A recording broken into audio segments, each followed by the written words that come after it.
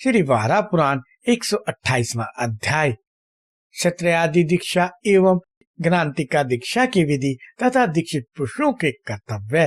भगवान वारा कहते हैं, वसुंधरे, मैंने ब्राह्मण दीक्षा के समय जिन वस्तुओं के संग्रह की बात कही थी, शत्रुओं को भी उन सबको एकत्र करना चाहिए। उसे केवल एक कृष्णसार मृग का चम नहीं लाना चाहिए। इसी प्रकार उसे पलाश के स्थान पर पीपल विष का दंड ग्रहण करना चाहिए और काले मृग के चम की जगह काले बकरे का चम लेना चाहिए। उसकी दीक्षा वेदी भी 16 हाथ की जगह 12 हाथ के प्रमाण की हो। उसको गोबर से लीप दे।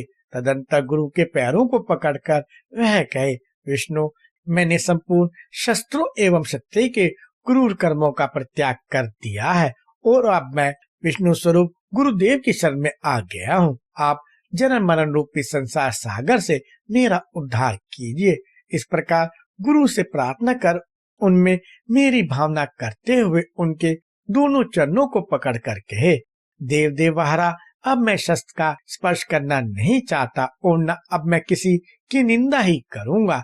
आपने वारा रूप धारण कर संसार सागर से मुक्त होने के लिए जिन कर्मों को करने का निर्देश किया है, अब मैं वही करने के लिए तत्पर हूँ। तत्पश्चात पूर्व निर्दिष्ट विधि के अनुसार ही अनेक प्रकार के चंदन, धूप एवं पत्र आदि उपकरणों से सबकी पूजा कर दीक्षा ग्रहण करे। दीक्षा लेने के बाद शुद्ध भगवत पुरुषों को भोजन कराना चाहिए। क्षत्रियों को दीक्षा के लिए यह निश्चित विधि है। सुंदरी, अब वैश्य की दीक्षा की विधि बतलाता हूँ। वैश्य जाति का साधक जिस प्रकार सिद्धि प्राप्त कर लेता है, उसे सुनो। वह भी पूर्वत सभी सामग्रियों को एकत्रित कर एक 10 हाथ की चौकोर वेदी बनाए और पूर्वक नियमानुसार उसे गाय के गोबर से लीप दे। फिर बकरे के चम से अपने शरीर को वेष्टित कर दाहिने हाथ में गूलर का दातुन लेकर शुद्ध भगवत पुरुषों को 3 बार प्रदक्षिणा करे। फिर गुरु के सम्मुख घुटने के बल बैठकर कहे, भगवान, मैं वैष्णव हूँ। मैं संपूर्ण सांसारिक प्रपंचों का परित्याग कर आपकी शरण में आया हूँ। आप प्रसन्न होकर मुझे संसार बंधन से मुक्त करने वाला मन देने की कृपा करें। मेरे भक्ति रूप प्रसाद पाने की इच्छा वाला वह वैश्य इस प्रकार मेरी प्रार्थना कर गुरु के चरणों का स्पर्श करे। साथ ही कह, गुरु, इस समय मैं आपकी कृपा से वैष्णवी दीक्षा प्राप्त करने के लिए प्रस्तुत हुआ हूँ। इसके बाद भगवत पुरुषों के सामने उनमें देवता की भावना करके अभिवादन करे। इसके पश्चात जिसमें किसी प्रकार के अपराध का भागी न होना पड़े, ऐसे भोजन करना उचित है। पृथ्वी, अब द्विजेत्रों की दीक्षा की विधि बतलाता हूँ। जो यह दीक्षा लेता है, उसके फल स्वरूप संपूर्ण पापों से उसकी मुक्ति हो जाती है। दीक्षा की इच्छा रखने वाले को चाहिए कि संपूर्ण संसार के उपयोगी जिन द्रव्यों को मैं पहले कह चुका हूँ, वह भी उन्हीं सभी का सम्यक प्रकार से संग्रह करे और 8 हाथ के प्रमाण की चकोर वेदी बनाकर उसे गोबर से लीप दे। उसके लिए नीले बकरे का चम और बांस का दंड तथा नीला वस्त्र ही उपयुक्त है। इस प्रकार इन वस्त्रों का संग्रह कर पूर्वक विधि से दीक्षा का कार्य संपन्न कर वह मेरी शरण में आकर कहे, भगवान, मैंने अब अपने अपवित्र कर्म तथा अभक्ष्य भक्षण का परित्याग कर दिया है। फिर गुरु के चरणों को पकड़ के कहे, प्रभु, भगवान श्री हरि की मुझ पर कृपा हो गई है। उनकी प्रसन्नता से पहले की भांति गोपनीय मंत्र मुझे प्राप्त होने का अवसर मिला है। आप मुझ पर प्रसन्न हो जाएं। पश्चात 4 बार गुरु की प्रदक्षिणा कर उन्हें प्रणाम करे। फिर चंदन एवं पुष्प से गुरु की पूजा कर भक्तों को नियम के अनुसार भोजन कराए।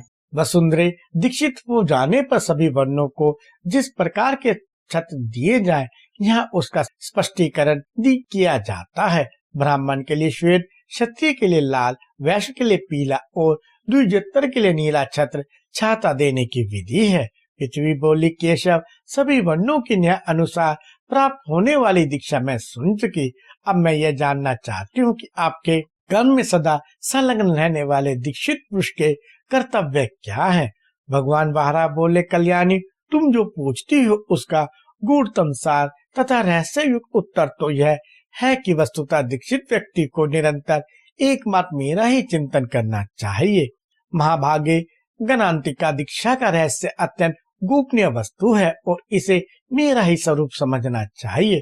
विशालाक्षी, मेरी भक्ति में लगे रहने वाले दीक्षित पवित्र आत्मा व्यक्ति को विधि पूर्वक मंत्र के द्वारा इसे ग्रहण करना चाहिए।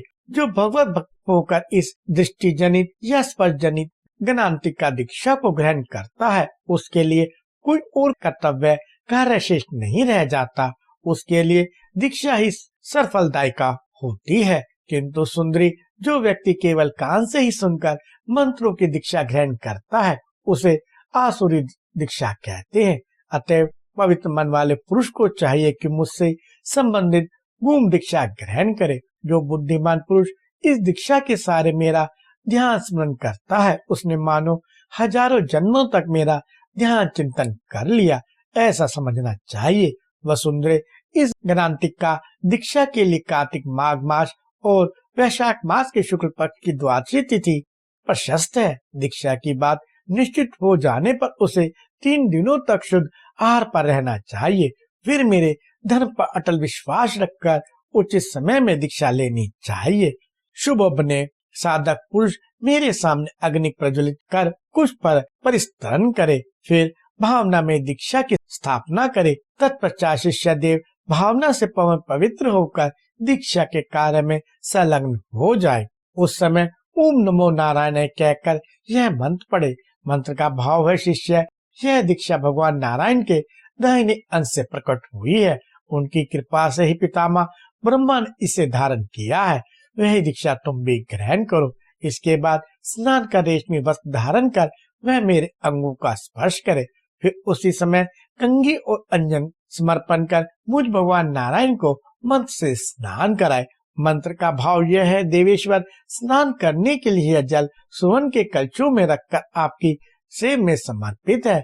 मैं हाथ जोड़कर प्रार्थना कर रहा हूँ, आप इससे स्नान करने की कृपा करें। और फिर ओम नमो नारायण का उच्चारण कर, माधव, आपकी कृपा के बल पर गुरुदेव की दया से यह मंत्र में दीक्षा मुझे प्राप्त हुई है।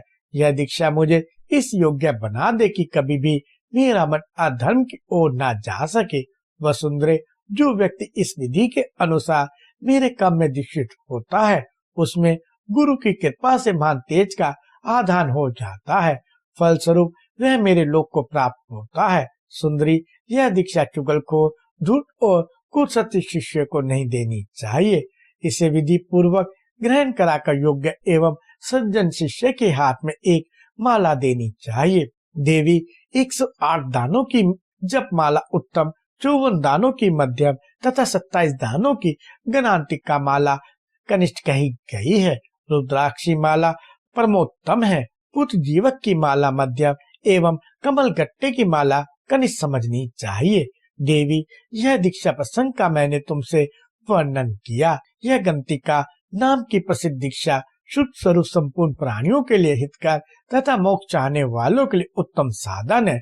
साधक जप करने की इस माला को झूठे हाथ से ना छुए, ना इसे स्त्रियों के हाथ में ही दे। बाएं हाथ से भी इसका स्पर्श ना करे। इसे अंतरिक्ष दीवार में किसी कील के सहारे लटका देना चाहिए। जप के समय इसे किसी को दिखाना भी ठीक नहीं है। जप के पूर्व एवं उपरांत इसकी भी पूजा स्तुति करनी चाहिए। देवी, यह मैंने तुमसे दीक्षा का गूढ़ रहस्य बतलाया। जो पुरुष मेरी उपासना में प्राण होकर इस विधि के अनुसार मेरे भगवत संबंधी इन कर्मों को संपन्न करता है, वह अपने 7 कुलों को तार देता है।